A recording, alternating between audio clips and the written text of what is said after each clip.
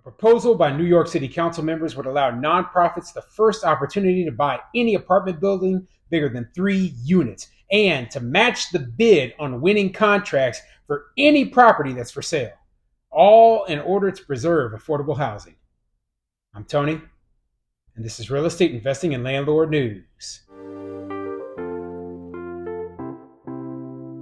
All right, so I have one of those ridiculous articles for you today coming out of New York City. So obviously, there's a lot of anti-landlord, anti-free market, anti-capitalist nonsense that's going on there. And this is a prime example of all of that, okay? So basically, there's some city council members up in New York, and what they want to do is make it so that nonprofits can be the first ones to have the opportunity to buy any property in the city that's more than 3 units. So we're talking about everything from small multifamily all the way up to the big multifamily. And their logic, their thought process is, well, we want to give nonprofits the opportunity to buy these properties so that they will preserve affordable housing. But keep in mind, nonprofits, at least, in places like New York, are almost 100% government funded. So what you end up with is a agency, or a nonprofit that is running this property, right, but is being 100% funded by the government. So essentially, you're ending up with government housing, socialized housing. You're taking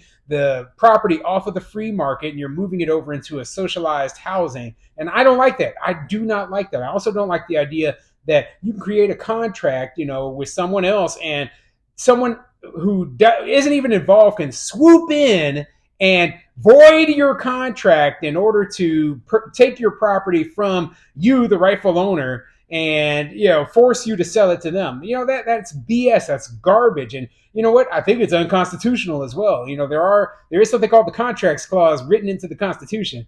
But you know what? These cities have been getting away with breaking the Constitution with this kind of ridiculousness for too long. And you know what? I'm tired of it. But I want to make people aware that things like this are possible, that they could pass, okay?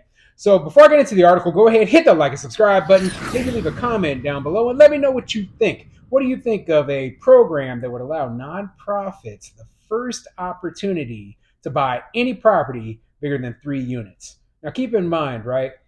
Small multifamily is 3 unit properties. You can have an owner occupant, somebody who lives in the property in a triplex, right? And they live in the bottom floor unit and then they sell the upper 2 floors to 2 other tenants, right? So that could be taken away, and that owner, the small landlord, could be forced to sell their property to a nonprofit in order to keep the rents cheap for those tenants. I mean, it could, right? The landlord could be like, hey, I want to sell this property to my brother so that he can be a landlord and he can move into it himself. But he's not allowed to do that because the nonprofit wants it and they get the first right to it. That's what this law says, okay? So he can't sell the property to his own brother. Ridiculous, isn't it? And I know this is an extreme scenario, but I want to make it clear what the stakes are with this sort of law, okay?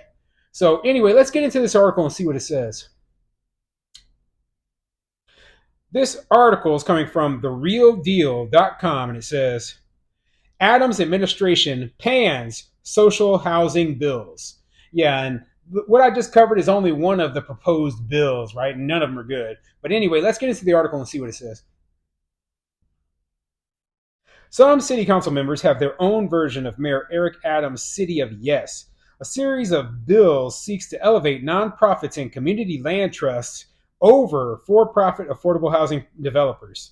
One measure, sponsored by Manhattan member Carlina Rivera, would grant nonprofits and community land trusts the first opportunity to buy apartment buildings of 3 or more units and give them the chance to match higher bids. Another would give these groups dibs on city-owned land made available to develop affordable housing. It would bar the city from awarding sites to for-profit developers unless no nonprofits or community land trusts responded to a request for proposals. So yeah, they basically, they don't want people who want to basically make a profit, okay? Now, keep in mind, when we're talking about for-profit developers of affordable housing, they still are getting quite a few tax subsidies and handouts, and they're offered preferred financing terms, etc., right? But I still would prefer that over these nonprofits who don't have any profit incentive, don't, they don't know what they're doing, and they are basically getting a 100% government handout. Whereas a for-profit company still is worried about the bottom line, is going to make sure that they are actually cash flowing and profitable. So, you're going to have a better quality of housing. You're going to have less taxpayer funds going into it, and you're going to have better development overall with a for-profit developer than you will with a nonprofit. So, I don't believe that the nonprofit model is even a functional model for housing. It doesn't work. Just like when they try to pass all the social housing rules, and the government is put in charge of something, and the government doesn't have a profit incentive, well, it becomes in disrepair. It falls into disrepair very easily. Well, and there's always cost overruns as well. Well, the same thing will happen with this nonprofit, because they aren't making a profit. Guess what? All of a sudden, they will, when costs start going up, they're going to ask the taxpayers for more money. That's what they do. It's this simple. When public land is being redeveloped, it should be developed for the public good, said Brooklyn Council member Lincoln Restler, who is sponsoring the latter measure. But consensus on what is best for the public has always been elusive in New York. The New York State Association of Affordable Housing, a trade group for affordable housing developers, said that the bill would further slow affordable housing construction in the city, a sentiment shared by the Adams administration. The city produced 45% fewer affordable units in 2022 than in 2021, according to the mayor's management report. I personally believe that one of the biggest problems, one of the biggest things that slows down development is the more regulations that these people pass, right? So let's imagine that for some reason they decide not to pass any more regulations, and that they let the landlords operate under the current set of rules without changing them, without going back and saying, well, we need to do this and this and that now, right? And just let us operate under the current set of rules for at least 5 years, right? Well, there's going to be a lot more development. But when everything is up in the air all the time, there's new regulations. Every single year, multiple times per year, you're coming up with new laws, new rules, new regulations, new hoops you have to jump through. It's hard to keep track of it. And developers, they notice this and they don't like it. They just say, you know what, I'm not going to even deal with this. This isn't worth my time.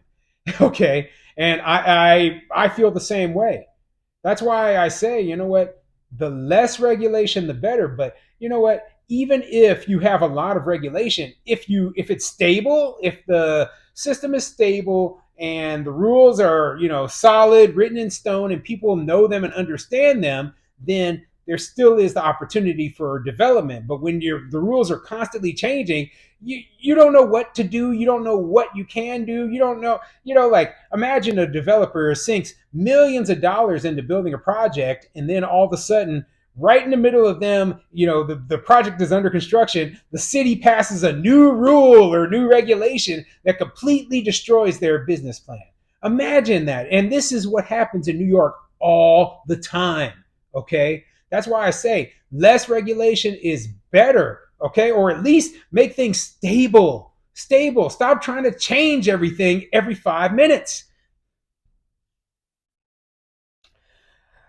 Limiting the pool of companies that can apply for RFPs to build on city-owned land will further exacerbate this trend, the group wrote in prepared testimony submitted to the city council.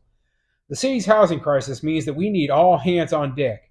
Excluding companies due to their tax status equals less production.